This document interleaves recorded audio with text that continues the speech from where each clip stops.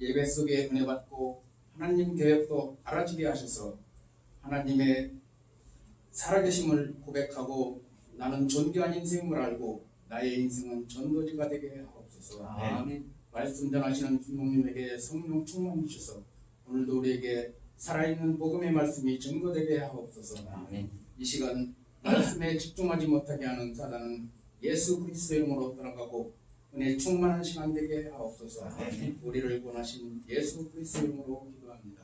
아멘.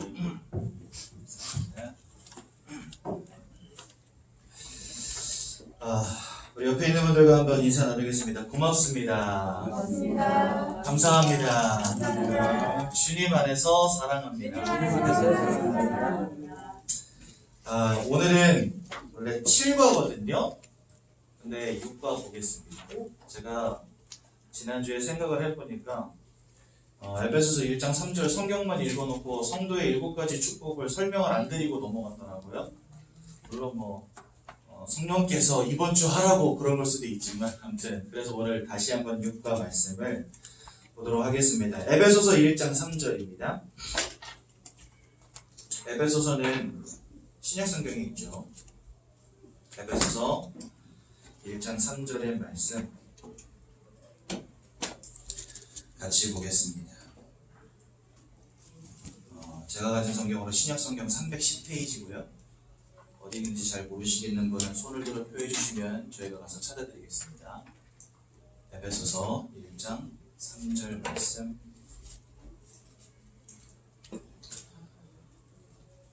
우리 한 목소리로 다 같이 봉독하도록, 다 같이 한 목소리로 봉독하도록. 에베소서 1장 3절 말씀 한 목소리로 함께 봅니다. 시작. 찬송하리로다. 하나님 곧 우리 주 예수 그리스도의 아버지께서 그리스도 안에서 하늘에 속한 모든 신령한 복을 우리에게 주시되. 아멘. 이제 여러분들이 저희 교회에서 신앙생활을 계속 이어나가시다 보면은 한 가지 발견되는 점이 있으실 거예요. 그게 뭐냐면 저희 교회는 딱 3가지를 늘 강조합니다. 그 3가지는 뭐냐? 첫 번째는 복음입니다. 두 번째는 교회입니다. 그리고 특히 예배. 그리고 세 번째는 전도입니다. 우리 교회만 아니라 다른 교회들도 다 강조하는 거 아니겠습니까? 이렇게 생각하실 수도 있는데 저희 교회는 어느 정도로 강조하냐? 매주 1년이면 52주 동안 예배드리잖아요. 그 52주 예배드리는 동안에 요 3가지가 절대 빠지지 않습니다. 모든 메시지 속에서. 왜 그러냐면요. 복음은 우리 인생에 와 있는 근본 문제에 대한 유일한 해답이기 때문에 모든 사람은 이것을 반드시 항상 들어야 됩니다. 이해가 되시죠? 또 두 번째로 왜 교회를 강조하냐? 이 근본 문제는 다시 말하면 과거의 문제라고 할 수 있거든요. 내가 태어날 때부터 갖고 태어나는 문제입니다. 나와 상관이 없이 이미 나에게 와 있는 문제입니다. 그래서요, 복음을 통해서 그 문제로부터 해방을 받으라는 것입니다. 그러면 교회와 예배는 왜 필요합니까? 우리가 복음을 통해 구원받았지만 이 땅 살아가는 동안에 여전히 존재해서 우리를 속이고 넘어뜨리는 녀석이 있어요. 그게 뭐냐? 바로 사단이요. 그리고 사단이 가지고 있는 죄의 권세입니다. 여러분, 사단과 죄의 권세는 아직도 남아 있습니다. 여러분들은 분명히 사단으로부터 해방된 자고 죄악으로부터 해방된 자들이 맞습니다. 그런데 여전히 사단이 없어진 게 아니에요. 나는 사단으로부터 해방되어서 이제는 사단의 권세의 메인자가 아니지만 사단은 여전히 존재합니다. 죄도 마찬가지입니다. 나는 죄로부터 해방되었지만 죄악의 권세는 여전히 남아 있습니다. 이게 중요한 거거든요. 그래서요, 날마다 우리를 속이고 넘어뜨리고 또 이간질시키고 불신앙시키고 예배드리지 못하게 하고 주님 바라보지 못하게 하고 세상 따라가게 하고 죄악에 빠지게 만들어버립니다. 그래서요, 교회를 통해서 날마다 예배 속으로 들어가는 것, 이것이 우리의 현실 문제 혹은 현재 문제에 응답을 누리는 비밀이 되는 것입니다. 그러면 전도는 무엇입니까? 우리는 결국 이 땅을 나그네처럼 살아가는 사람들 아닙니까? 나중에 죽어서는 결국은 저 본향으로 가는 나그네 삶을 사는 사람들입니다. 즉 하나님께로 돌아가야 될 사람들이란 말입니다. 그렇죠? 그러니 우리는 나중에 천국을 향해서 지금 가고 있는 거죠. 즉 미래를 말하는 것입니다. 그런데요, 나 혼자 가면 안 되죠. 하나님이 구원적이라 작정한 모든 자들에게 복음 전하고 가는 겁니다. 그래서요, 이 전도는 세계 복음화와 천국과 굉장히 밀접한 관계가 있는 거죠. 우리 교회는요, 이 세 가지를 날마다 말합니다. 과연 당신은 인생의 근본 문제에 대한 해답을 얻었습니까? 못 얻었다면 오늘 선포되는 이 말씀을 통해서 그리스도 예수를 만나시고 구원받으십시오. 이걸 날마다 말하는 거예요. 또한 구원받은 여러분들이 진짜 사단의 권세와 죄악의 권세 속에서 사실 우리는 그것들을 저항할 힘이 없거든요. 그래서 날마다 교회를 통해 예배를 통해 영적 싸움 싸워나갈 힘을 얻고 있습니까? 만약에 그 힘을 놓치고 있다면 지금 빨리 누리십시오. 하나님은 우리에게 저 천국을 허락하셨고 전도라고 하는 사명을 주셨는데 혹시라도 나의 일에 바쁘고 내가 가지고 있는 내 인생의 가치 때문에 전도의 축복 누리지 못하고 계시다면 오늘 당장 전도의 축복 속으로 들어가십시오. 그래서요, 나의 과거와 현재와 미래의 모든 축복을 우리는 매주마다 강단을 통해서 선포하고 있는 것입니다. 그래서 여러분들이 이제 여기 세가족부에서 10주간 저와 함께 말씀 나누신 뒤에는 3층에 있는 본당 예배를 내려가시게 될 거예요. 내려가시면 우리 담임 목사님이 어떤 생각을 가지고 어떤 말씀을 전하시는지 잘 아셔야 돼요. 그래서 오늘 이 세 가지를 말씀드리는 것입니다. 원래 제가 서론에는 항상 제 메시지 했는데 사실 오늘은 11시 예배 때 이 말씀을 주고 계세요. 하나님이 끝까지 견딜 수 있도록 여러분들에게 영적인 힘과 그리스도 예수를 통한 은혜를 날마다 부어주신다는 거예요. 어디를 통해서요? 교회를 통해서. 그래서 우리는 교회에서 그리스도 예수의 복음을 들으면서 힘을 얻고 그 속에서 불신앙과 우상을 이기고 승리하는 축복을 누려야 된다. 이게 오늘 강단의 말씀입니다. 담임 목사님께서 저에게 특별한 부탁을 하셨어요. 어떤 부탁을 하셨냐면 우리 교회에 처음 오시는 새가족분들 10주 동안 여기서 먼저 예배드리고 3층에 내려오시는데 예전교회 장기훈 담임 목사가 어떤 생각을 가지고 어떤 방향으로 메시지를 하는지 반드시 이해시켜주라 이렇게 말씀하셨어요. 왜냐하면 여러분 저 본당에서 선포되어지는 그 말씀이 나에게 이해되어지고 그 말씀을 붙잡고 따라가는 거 정말 중요한 겁니다. 여러분 평생 여기에서 저랑 새가족부 말씀만 들을 수는 없잖아요. 그렇죠? 예전교회 강단의 말씀을 따라가려면 담임 목사님이 가지고 있는 생각을 이해하셔야 돼요. 사실은 담임 목사님 생각이 아니죠. 하나님이 담임 목사님을 통해서 주시는 말씀의 흐름이 뭔지를 이해하는 게 중요해요. 저희 교회는 요 세 가지만 알고 있으면 다 알아들을 수 있습니다. 어떤 메시지가 나오든지. 그래서 여러분 이 세 가지를 꼭 기억하십시오. 복음을 통한 과거 문제 해결, 교회와 예배를 통한 현재 문제 해결, 전도와 천국의 소망을 통한 미래 문제 해결. 하나님은 이 비밀 속에서 이 흐름 속에서 여러분들에게 말씀을 주세요. 그래서 저랑 여기에 계시는 동안은 물론 이 구원의 길 메시지, 십자가 구원의 길 메시지를 계속 집중적으로 들으실 거예요. 근데 제가 이제는 앞으로 오늘 강단에서 선포되어진 말씀을 약간 요약해서 서론에 좀 짚어드리고 그 다음에 구원의 길 메시지를 하려고 합니다. 그래서 전체 흐름은 요거라는 걸 꼭 기억하시고 이제 10주 후에 본당에 내려가시거든 요 관점으로 메시지를 한번 보세요. 그러면 그 말이구나 이게. 왜 성경에 요셉이라는 사람을 두시고 왜 성경에 바울이라는 사람을 두시고 왜 성경에 아브라함이라는 사람을 두시고 그런 많은 인물들의 인생을 보여주시면서 하나님이 어떻게 역사하시는가를 이렇게 보여주시는구나. 이게 보여요. 성경이 요 세 가지로 보이기 시작해요. 그러면 말씀 듣는 게 굉장히 쉬워지고 편안해져요. 많은 새가족분들이 본당 예배 내려갔다가 다시 새가족부 올라오시는 분들 많이 계셨어요. 왜냐면 여기 오면은 뭔가 그 복음 메시지 10주 동안 계속 똑같은 거 들으니까 뭔가 이해되는 것 같거든요. 근데 3층 내려가면은 잘 모르겠다는 거예요. 성경에 나오는 인물도 모르겠고 그 인물들을 통해서 무슨 얘기를 하시는 건지도 잘 캐치가 잘 안 되신대요. 어려우니까 여기 4층 다시 올라오시거든요. 이제 그러시면 안 되고 3층에 내려가셔서 거기에서 계속 강단 말씀 따라가면서 인도 받아야 됩니다. 하나님이 1년 52주 동안 여러분들의 인생을 세밀하게 인도하시는 게 맞다면요, 매주마다 주시는 말씀에 흠이 없고 그 말씀에 실수가 없으시다는 사실을 꼭 기억하셔야 돼요.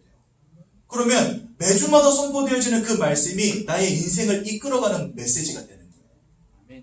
근데 그거 이해 안 된다고 다시 올라오시면 안 돼요. 여러분들 응답받아 나가시려면 이 강단 말씀 잘 따라가셔야 됩니다. 그래서 이 3가지 관점으로 모든 것을 다 바라보십시오. 아셨죠? 우리는 3가족이기 때문에 오늘도 저는 십자가를 그립니다. 말씀에 은혜 받으시기 바라고 그리스도 발견되는 귀한 날 되시기 바랍니다. 하나님께서 사람을 창조하셨습니다. 어떻게 창조하셨습니까? 창세기 1장 27절과 28절에 보니까 하나님의 형상대로 창조받았다 이렇게 말씀하십니다. 그래서 너희는 생육하고 번성하고 땅에 충만하여져서 모든 것을 정복하고 다스려라. 하나님은 만물의 영장으로 우리를요, 동물과는 구별된 특별한 영적인 존재로 온 땅 만물을 다스리는 존재로 그렇게 만드신 거예요. 그래서 하나님은 우리에게 형상을 주사 우리를 특별한 영적인 존재로 만드셨고요. 그래서 우리는요, 영적인 행위를 하는 유일한 존재고요. 이 땅을 창조하신 창조주 하나님을 닮았기 때문에 창조의 행위를 하는 유일한 존재입니다. 그 어떤 동물도요, 창조라는 걸 하지 않아요. 그때 어떤 초딩이 저한테 그러더라고요. 제비는 제비집을 짓고 비버는 댐을 짓습니다. 여러분, 제비가 지푸라기와 진흙 대신에 다른 거 가지고 제비집 짓는 거 보셨어요? 한 번도 보신 적 없을 거예요. 왜냐하면 얘네들은 본능 따라 사는 동물이에요. 그것은 창조가 아니고 그렇게 프로그램 되어 있어요. 3000년 전에도 그렇게 집을 지었고 3000년 후에도 그렇게 집을 지을 거예요. 왜냐하면 제비는 그렇게 사는 동물이니까. 비버는요, 절대로 육지에다가 집을 짓지 않습니다. 여러분, 저는 지하에서 4년 살았거든요. 얼마나 축축한지 아세요? 요즘 비 많이 오죠? 아무리 제습기를 틀어도요, 물을 이만큼씩 퍼내는데도 이 습기가 사라지질 않아. 그런데 여러분, 물속에 산다 생각해보세요. 얼마나 축축합니까? 그런데 살고 싶으세요? 아마 비버도 싫을 거예요. 근데 얘는요, 강을 떠나서 집을 짓는 법이 있을까요? 없을까요? 없어요. 가끔 가다가 돌연변이 나올 수도 있잖아요. 그런데요, 강을 떠나서 집을 짓는 비버는 없어요. 왜 그럴까요? 걔네들은 그렇게 하고 살으라고 프로그램화 되어 있는 동물들이에요. 즉, 창조를 하는 게 아니고 본능 따라 사는 거예요. 이해가 되시죠? 근데 사람들은요, 어떻습니까? 바다를 메우고 땅으로 채워서 그곳에다가 도시를 만듭니다. 창조의 능력이 있어요. 왜 가능할까요? 창조주 하나님을 닮은 존재, 하나님의 형상을 가진 존재, 영이신 하나님을 닮아서 영적인 존재. 그래서 사람은요, 생각하는 동물 아닙니다. 사람은 그저 사람입니다. 동물 아닙니다. 그렇죠? 그래서 동물과 사람은 분명히 구별된 존재라는 사실. 그럼 하나님이 이렇게 사람을 창조하신 이유가 무엇일까요? 심심해서 그러셨겠습니까? 아니죠. 거기에는 절대적인 원리가 있습니다. 뭐 하고 살아도 상관없지만 이 절대적인 원리 한 가지는 벗어나면 안 되도록 하나님 창조하신 거예요. 그게 뭐냐? 물고기는요, 반드시 물속에 살아가도록, 나무는 땅속에다가 뿌리를 내리도록, 저 새들은 공중을 날아다니면서 살도록 하나님 이렇게 창조하신 겁니다. 이 절대적인 원리가 깨어지면 그게 바로 무엇일까요? 그게 바로 죽음이고 그게 바로 사망입니다. 그렇다면 사람에게 주신 절대적인 원리는 무엇일까요? 돈이겠습니까? 저는 돈 없지만 잘 살고 있거든요. 가끔 독촉 전화도 와요. 왜냐면 좀 과하게 긁은 때는 이제 제때 돈을 못 내니까 가끔은 독촉 전화도 받고 삽니다. 그런데 삽니다. 그렇죠? 건강해야 삽니까? 태어날 때부터 불구로 태어난 사람들도 있어요. 여러분, 저 호주의 닉 부이치치라는 사람 아십니까? 이 사람은요, 양팔과 양다리가 없어요. 그런데요, 수영을 해요. 그리고요, 휠체어 타고 다녀요. 이 사람은요, 사는 게 즐겁대요. 아니, 두 팔 두 다리가 없는데 어떻게 사는 게 즐겁습니까? 물론 하나님을 신실하게 믿는 크리스천입니다. 사람이요, 꼭 건강해야만 삽니까? 아닙니다. 돈도 좋고 건강도 좋고 성공해야 됩니까? 저 강남에 펜트하우스 가지고 있어야 삽니까? 있으면 좋겠죠. 돈도 있으면 좋고 건강도 있으면 좋습니다. 편리하죠. 돈이 없으면 좀 불편하고 건강하지 못하면 약간 사는 게 좀 힘들 수는 있습니다. 하지만 이것들은 우리에게 절대적인 원리는 아니에요. 그렇지 않습니까? 여러분들에게도 이것들이 절대적인 기준은 아닐 겁니다. 여러분들도 인생이 때로는 잘 나가던 때도 있지만 안 되는 때도 있을 거란 말이죠. 그런데 잘 나갈 때든지 안 나갈 때든지 살아갑니다, 누구든. 그렇죠? 그러니까 이것은 우리에게 절대적인 원리가 아니라는 겁니다. 그렇다면 사람에게 진짜 절대적인 원리 한 가지는 무엇이겠습니까? 세상에서 찾을 필요가 없습니다. 왜냐하면 하나님께서 하나님 자신을 알고 누리고 함께하는 축복 속에 있을 때 행복한 존재로 만들어 버리셨어요. 그래서 사람은요, 하나님을 잃어버리고 하나님을 떠나서는 살 수 없습니다. 근데 하나님이 영이시기 때문에 내가 영적인 존재가 아니고서는 하나님을 알 수가 없는 거예요. 왜 영적 존재로 만드셨냐? 하나님을 알고 하나님을 믿고 하나님과 함께하는 인생을 살아가라고 영적 존재로 만들어 두신 거예요. 그래서 여러분, 사람에게 있어서 한 가지 절대적인 원리는 뭐냐? 바로 하나님을 아는 것입니다. 돈도 아니고 건강도 아니고 성공도 아니고. 그렇다면 한번 생각해 봅시다. 그럼 하나님 모르고 살아가면 그게 죽음이요 사망입니까? 라고 물을 수 있겠죠. 제 대답은 뭘까요? 맞습니다. 하나님을 모르는 인생이 곧 사망입니다. 하나님을 모르는 인생이 곧 죽음입니다. 전도사님 어떻게 그랬습니까? 그럼 왜 그런지 말씀을 드려볼게요. 여기 한 가지 더 짚고 넘어간 후에 말씀드리겠습니다. 그래서 원래 인간은 하나님과 함께 해야 되는데 이 하나님을 잃어버리는 근본적 문제가 모든 사람들에게 부어집니다. 첫 번째로 하나님을 대적하여 타락한 사단이라고 하는 존재가 하나님이 지으신 첫사람 아담과 하와를 속여서 하나님이 따먹지 말라 한 선악과를 따먹는 원죄를 짓게 만들어버립니다. 그래서요, 결국은 하나님을 떠나는 문제 속에 빠지게 만들어버립니다. 여러분 보세요. 물고기가 물을 잃어버린 게 죽음이고 사망이요. 나무가 땅을 잃어버린 게 죽음이고 사망이요. 새가 공중을 잃어버리는 게 죽음이요 사망이라면 사람에게는 하나님을 잃어버리는 것, 즉 사단에게 붙잡혀서 원죄 가운데 빠지고 하나님을 떠나는 문제 가운데 빠진 이것이 곧 사망이요 죽음이라는 겁니다. 그래서요, 지금 모든 사람들은 영적인 사망 가운데 살아갑니다. 근데 이 말은요, 몇 가지 시사하는 바가 있습니다. 우리가 사단이 가진 죄악의 권세에 사로잡힌 상태가 되었다는 것을 의미하고, 그래서 하나님 아버지 앞에서 죽음 이후에 심판받을 수밖에 없다는 것을 의미하고, 그리고 심판 이후에는 지옥에 던져질 수밖에 없다는 것을 의미하는 것입니다. 그럼 여러분 생각해 보세요. 태어날 때부터 여러분들은 심판받고 지옥 갈 사형수로 태어난 거예요. 이게 죽음이고 이 사망이지 뭐가 죽음이고 사망입니까? 사형수가 사형 선고를 받고 감옥 안에 갇혀있다고 생각해 보십시오. 그 사람은 산 사람입니까? 죽을 사람입니까? 살아있지만 죽은 목숨인 거예요. 그렇죠? 여러분들에게 임하여 있는 사망이 바로 이러한 사망입니다. 나는 절대적으로 사단의 권세 속에서 방황하며 힘들게 살아갈 수밖에 없다가 나중에 죽어서는 하나님 아버지 앞에 심판받을 수밖에 없는 인생. 그래서 결국은 지옥의 심판 가운데 던져질 수밖에 없는 인생. 이게 사망이고 이게 죽음이지 뭐가 사망이고 죽음입니까? 여러분, 지금 우리가 이 속에 있는데 사업 좀 안 돼가지고 돈 좀 잃어버렸다. 그건 문제됩니까? 영원한 불지옥의 심판이 나를 기다리는데 아이고 넘어져서 까졌어요 다쳤어요 그거 대수입니까? 지금 지옥 불구덩이 속에 던져질 운명인데. 여러분, 하나님을 잃어버린 채 모든 사람들이 사망, 죽음의 권세에 지금 다 사로잡혀 있음을 기억하시기 바랍니다. 그래서요, 하나님을 잃어버린 게 사망이요 죽음이라고 말하는 것입니다. 하나님을 잃어버린 순간부터 인생의 모든 문제가 오기 시작했습니다. 첫 번째로 요한복음 8장 44절에 보니까 너희는 너희 아비 마귀에게서 났으니 다른 말로는 마귀에게 속하였나니 이렇게 말씀하십니다. 요한일서 3장 8절에는 죄를 짓는 자마다 마귀에게 속하였나니 말씀하십니다.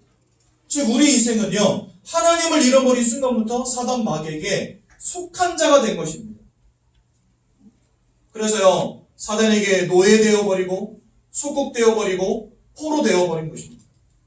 다른 말로 말하면 운명과 사주팔자 가운데 살아갈 수밖에 없는 인생이 돼버린 겁니다. 여러분, 운명과 사주팔자가 내 힘으로 고쳐집니까? 바꿔집니까? 안 되죠. 그러니까 운명사주팔자죠. 무속인들도 말합니다. 당신의 운명을 바꿔줄 수는 없지만 운은 띄워드릴 수 있대요. 때때로 오는 재앙은 자기가 막아줄 수 있대요. 구순하면서. 그런데 하늘이 정하신 뜻은 자기도 어찌할 수 없다는 거예요. 운명은 어찌할 수 없습니다. 거스를 수 없습니다. 사람의 인생을 잡아버린 족쇄와 같은 것입니다. 그것에 다 묶여버렸어요. 왜요? 여러분들의 인생을 쥐고 흔들고 모든 것을 늑탈하고 빼앗고 죽이는 자 사단 마귀에게 붙잡힌 인생 되었기 때문에 내 의지와 상관이 없이 인생이 무너집니다. 내 의지와 상관이 없이 인생에 문제가 옵니다. 안 되어지는 문제가 자꾸 다가옵니다. 나는 최선을 다하고 착하게 사는 것밖에 없는데 자꾸만 안 되어지는 문제가 와요. 가정이 무너지는데 붙잡을 수도 없고 세울 수도 없고, 후대가 막 나가는데 무너지는데 말로 다스려지지도 않고 매로 되지도 않고, 도대체 방법이 없는 인생. 사단 마귀에게 속한 인생 되었다고 합니다. 요한복음 10장 10절에는 뭐라고 말씀하십니까? 그는 강도요 도적이라고 말합니다. 계시록 12장 9절에는 뭐라고 말씀하십니까? 천하를 꿰는 자요 속이는 자라고 말합니다.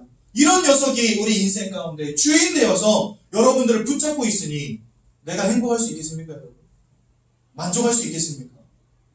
분명히 사랑해서 결혼했는데, 너무 당신 아니면 안 돼 이러면서 결혼했는데, 결혼하기 전에는 새벽 4시까지 전화통화도 했는데, 좀 전에 헤어져도 또 보고 싶었는데, 결혼해서 살고 보니까 왼수가 따로 없네, 이게. 이혼하기 위해서 결혼하는 사람들 있습니까, 여러분? 아무도 없죠? 불행하려고 애넣는 사람 있습니까? 아무도 없어요. 그런데 왜 이혼율이 50% 육박합니까, 우리나라? 유럽은 이혼율이 300%랍니다. 이혼하고 재혼하고 이혼하고 재혼하고 이혼하고 재혼하고. 너 아빠 누구니? 이런 질문이요, 실례예요. 유럽에서는요. 왜요? 첫 번째 아빠요, 두 번째 아빠요, 세 번째 아빠요? 누구를 말해야 됩니까? 실례라니까. 너네 아빠 뭐 하시니? 이러면 첫 번째 아빠 직업이요, 두 번째 아빠 직업이요, 세 번째. 이래야 돼요. 도대체 누가 아빠고 누가 엄마입니까? 혼돈의 시대, 섞여버린 시대. 세상이요, 왕 무너져 가는데 왜 이게 무너지는지, 왜 인생의 개인의 문제는 해결이 안 되어지는지 답도 찾을 수 없고 다 방황하며 살고 있습니다. 성경은 우리에게 정확히 말씀하십니다. 하나님을 잃어버린 순간부터, 인생의 축복의 근원 대신 하나님을 잃어버린 순간부터 사단 마귀에게 사로잡힌 인생 되었다고 말씀하세요. 그러니 그때부터요, 노예되고 속국되고 포로되었기 때문에 그 녀석이 원하는 대로 살아갈 수밖에 없어요. 그래서 우상숭배하는 겁니다. 너 제사 안 지내? 네가 아직 덜 맞았구나. 그러면서 사람을 치는 거예요. 여러분, 예전에 혹시 토요 미스테리라는 프로그램 기억하십니까? 저 고등학교 때 굉장히 인기리에 방영됐던 프로그램인데 거기에서 되게 재밌는 게 하나 나왔어요. 어떤 꼬맹이가 할아버지가 돌아가신 지 6개월 만에 몸져 누웠어요. 몸이 늘 건강하던 아이고 병원에 가서 체크를 해봐도 여전히 건강해요. 근데 애가 못 일어나고 못 걷는 거예요. 팔하고 머리는 움직이는데 다리를 못 움직이는 거예요. 하반신이 마비가 된 것처럼. 찔르면 해요. 근데 못 걸어요. 그러니 부모는 환장하죠. 그래가지고 병원도 가보고 뭐 다 해본 겁니다. 뭐 민간요법도 해보고 침도 맞아보고 다 한 겁니다. 안 되니까 동네에서 말하는 거예요. 야, 저거는 뭐 무당 찾아가 봐야 될 것 같다고. 그래서 이 애 아빠가 애를 안고 무당을 찾아간 거예요. 용하다는 무당을 찾아간 거예요. 그랬더니 무당이 한마디 하더랍니다. 가서 아버지 묘 파봐, 이렇게 한 거예요. 그래가지고요, 이 아버지가, 그러니까 할아버지 묘 파봐, 이렇게 한 거예요. 그러니까 이 아버지가 집에 돌아오자마자 진짜 아버지 묘를 파봤어요. 파봤더니요, 이렇게 굵은 나무 뿌리가 관을 뚫고 올라와가지고 할아버지 시신 옆구리를 찌르고 있는 거예요. 재밌죠? 그러니까 무당이요, 빨리 이장해야 돼.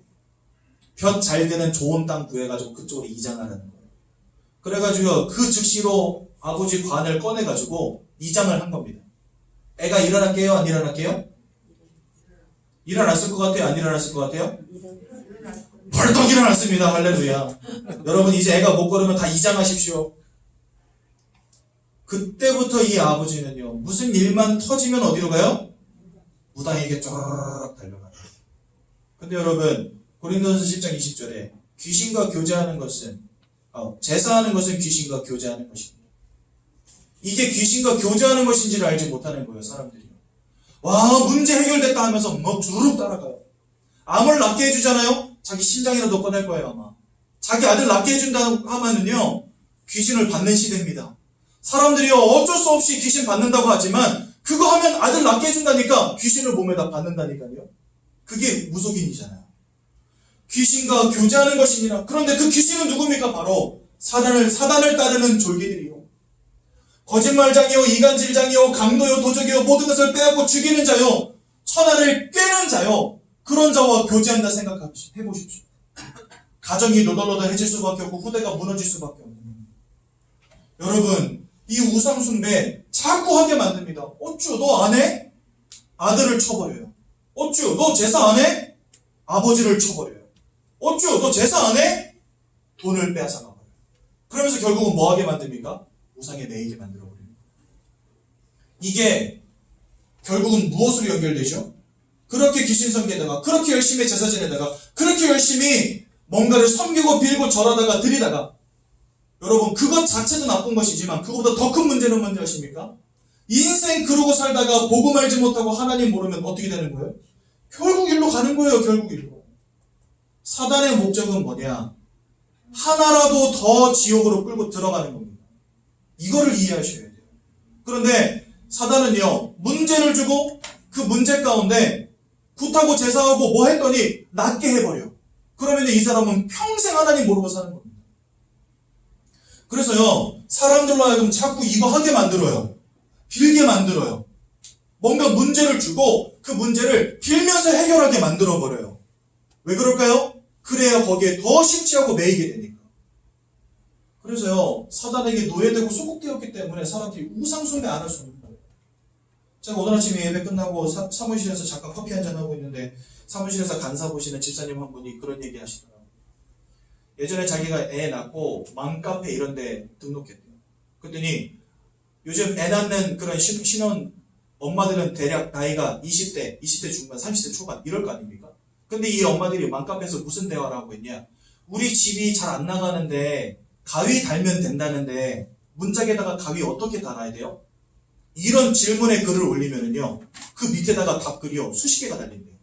그리고 더 재미있는 사실, 그렇게 해서 이 중에 말해주는 사람의 말을 따라서 가위를 달았더니 얼마 후에 집이 나갔을까요? 안 나갔을까요? 집이 나갔어. 그래가지고 또 그 밑에다가 뭐 너무 좋아하면서 어머 집 나갔어요. 가위 달면 나가요. 막 이러면서 글이 올라오는 거예요.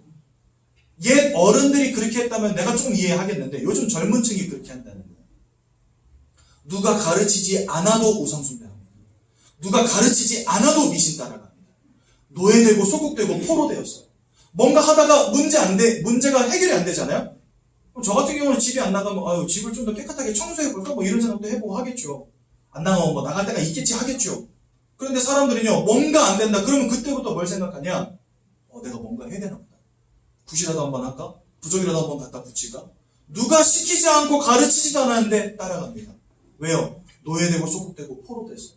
그러면서 거기에서 조금만 뭔가 잘 되어지는 게 있으면은요, 막 사람들에게 전파하고 다닙니다. 야, 구슬했더니 뭐 문제가 나아졌어. 결국은 뭐 하게 만들죠? 귀신에게 사로잡히게 만들고, 그거 따라가게 만드는 겁니다. 그 끝은 뭐라고요? 이것인지 알지 못한 채. 지금 우상숭배 하는 것 자체가 나쁘다는 게 아닙니다. 그것의 끝은 결국 이것입니다. 그렇죠? 그런데 이것은 고린도전서 10장 20절에 보니까 귀신과 교제하는 것이라고도 했고, 출애굽기 20장 4절에서 5절에서 보니까 이 우상숭배하며 하나님을 미워하는 자들은 그들의 죄를 갚되 아비로부터 자녀 3, 4대 이르기까지 그 죄를 갚는다. 하나님 이렇게 말씀하셨어요. 사실은요, 하나님이 저주를 퍼부으시는 게 아닙니다. 하나님이 저주를 퍼부으시는 게 아니고 하나님이 주시는 심판 가운데 최고 심판은 뭐냐? 여러분들은 그 은혜를 인하여 예수를 믿고 구원 얻는 축복 가운데로 들어왔잖아요. 즉 내가 구원받은 것은 하나님이 은혜를 주신 거란 말이죠. 그런데 하나님이 주시는 최고의 형벌은 뭐냐? 은혜 안 주시는 거예요. 여기서 3, 4대 동안 망한다. 결국은 하나님 몰라서 떠나 있는 상태 자체가 인생의 저주요 불행이거든요. 그 상태 그대로 내버려 두신다는 거예요. 귀신과 교제하도록 내버려 두시고 그 속에서 귀신이 가져다주는 멸망 가운데 살아가게 내버려 두시고 결국은 지옥 불구덩이 속에 던져질 수밖에 없는 그 운명과 사주팔자 가운데 그대로 내버려 두신다는 거예요. 은혜 주시지 않는다는 거예요, 그 사람이. 이게 사실은 최고의 형벌입니다. 막 하나님이 몽둥이 갖다가 막 뒤지게 패고 막 돌멩이 던지고 십자가에 달고 이렇게 형벌을 주시는 게 아니고 그 인생을 하나님의 은혜로부터 끊어내신다는 거예요. 그게 사실은 가장 무서운 형벌 아닙니까?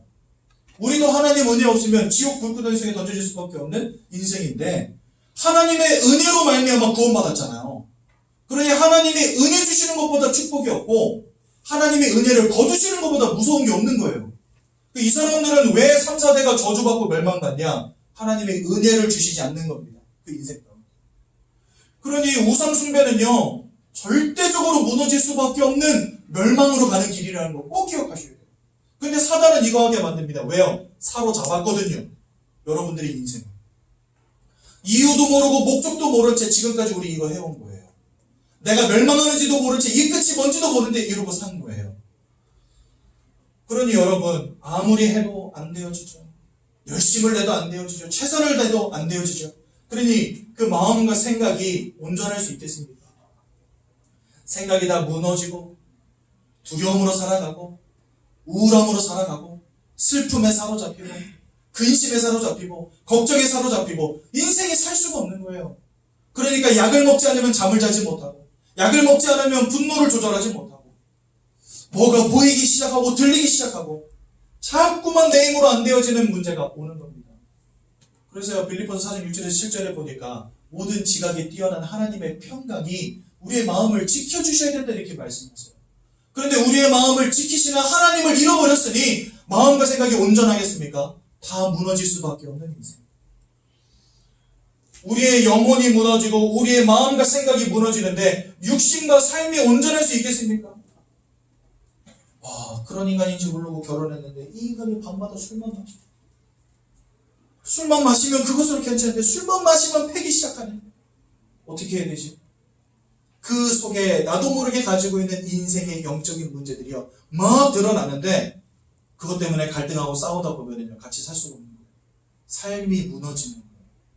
그렇죠? 이상한 사건 사고의 문제가 질병의 문제가 계속해서 오고 너무나 힘드니까 마실 수밖에 없고 너무나 힘드니까 몸에다 마약을 넣고 너무 힘드니까 몸에다 약을 넣고 인생이요 다 무너집니다. 삶이 다 무너졌습니다.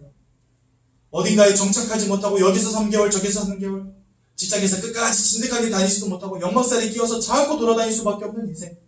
여기 가서 기웃 저기 가서 기웃 방황할 수밖에 없는 인생. 인생이 왜 그렇게 됐습니까?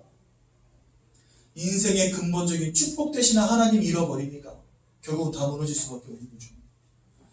문제는 뭐냐? 이렇게 살아가다가 히브리서 9장 27절에 보니까 사람이 죽는 것은 한 번 죽는 것은 정하신 것이요. 천년 만년 사실 분 있습니까? 이 자리에 다 한 번은 가거든요. 그 이후에는 뭐가 있으리니? 심판이 있으리니. 아까 말씀드린 대로요. 하나님의 아들이 있는 자에게는 생명이 있고 아들이 없는 자에게는 생명이 없느니라.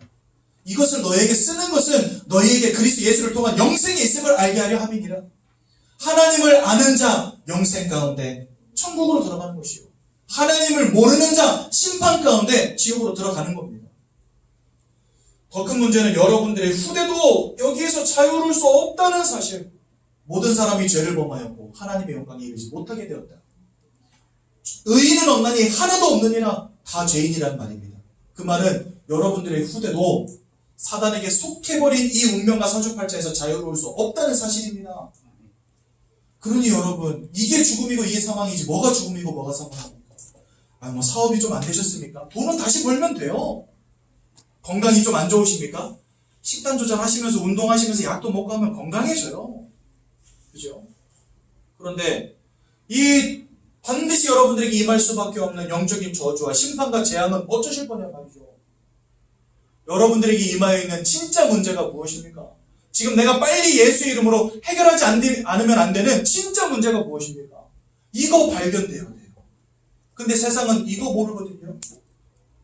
그러니 아무리 발전하고 아무리 좋아져도 인생의 개인의 문제가 절대 해결이 안 되는 겁니다. 빌어보고 드려보고 섬겨보고 무릎 꿇어보고 기도도 해보고 막 108번 절도 열심히 해보고 막 열심을 다하고 최선을 다하고 성심을 다해보지만 지성이면 감천이라고 했는데 이건 뭐 원하는 응답이 오지 않아요. 왜요? 여러분들의 인생을 사로잡은 존재가 있다니까. 이게 공부한다고 되겠습니까? 돈 많이 번다고 되겠습니까? 우리의 방법으로 우리의 힘으로 되지 않기 때문에 하나님이 길을 열어주십니다. 그분이 바로 예수님이십니다. 요한일서 3장 8절 아까 말씀드렸죠? 죄를 짓는 자마다 마귀에게 속하였다. 하지만 그 뒤에 이렇게 나옵니다. 하나님의 아들이 이 땅에 나타나신 것은 그 마귀가 하는 모든 일을 멸하기 위함이니라.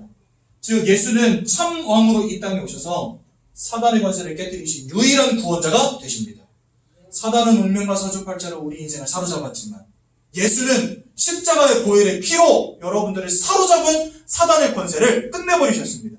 그래서 예수를 만날 때 우리는 운명과 사주팔자와 사단이 하는 모든 일로부터 해방되어지는 것입니다. 아멘이십니까? 두 번째로 로마서 8장 1절에서 2절에 보니까 예수 그리스도 안에 있는 자에게는 결코 정죄함이 없나니 왜 정죄함이 없을까요?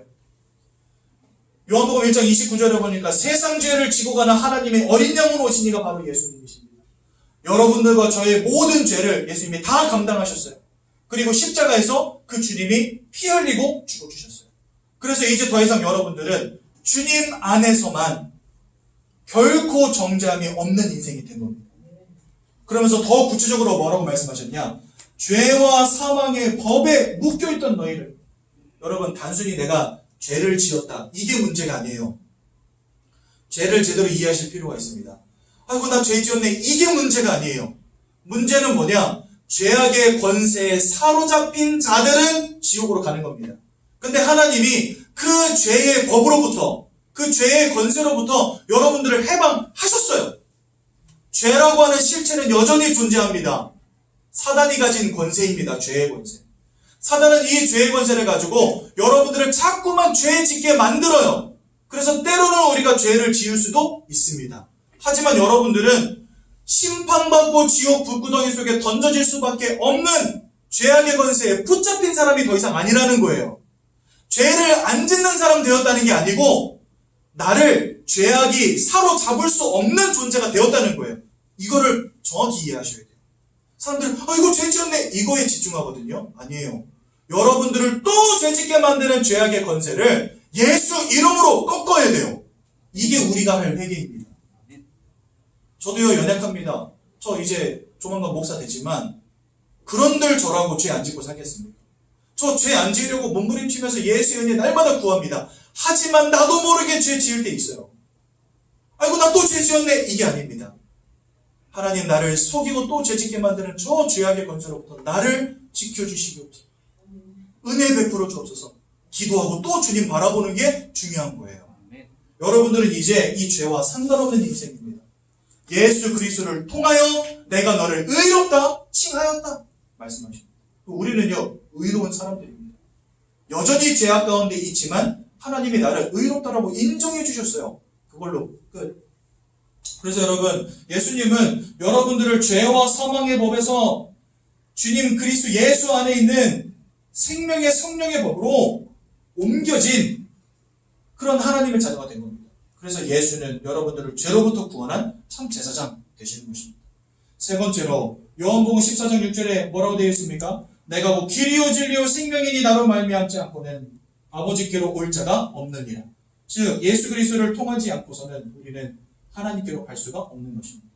근데 주님이 이 참 왕이요 제사장이요 선지자이신 주님이 2000년 전에 이 땅에 오셔서 십자가 위에서 우리를 위하여 고난당하시고 고통당하시고 우리를 위하여 모든 보혈의 피를 흘려주심으로 또 돌아가신 지 3일 만에 부활하심으로 성경에 보면 그 3일 동안 예수님이 저 수월에, 그러니까 지옥에 내려가 계셨다. 이렇게 말씀되어 있어요.